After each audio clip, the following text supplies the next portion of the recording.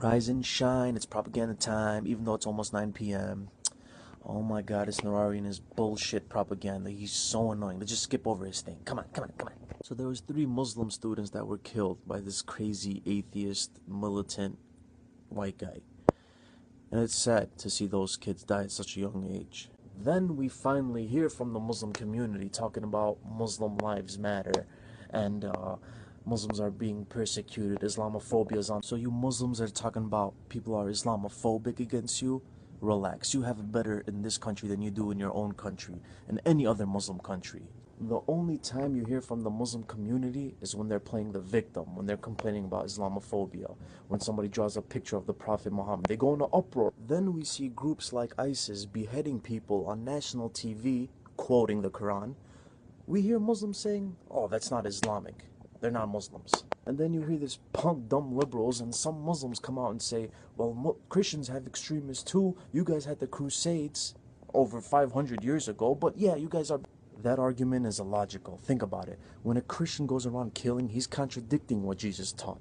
When a Muslim kills, he's doing exactly what Muhammad did and taught. It's a difference. See, everybody in the world knows the life of Jesus, what Jesus did, what Jesus taught, turn the other cheek, stuff like that. But do people know anything about Muhammad? And here's Jesus who taught loving your enemy, turning the other cheek, honoring, respecting women. And here's Muhammad, who's the complete opposite, who killed.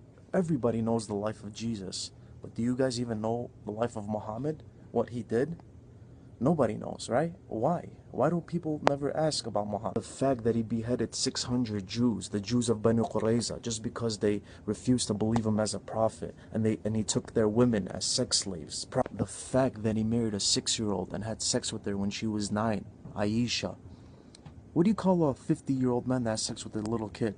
Pedophile. I know this is a touchy subject for my Muslim friends, but it's the truth. I'm not making it up. It's in your Quran. It's in your Hadiths. It's what your scholars teach. It's what ISIS believes.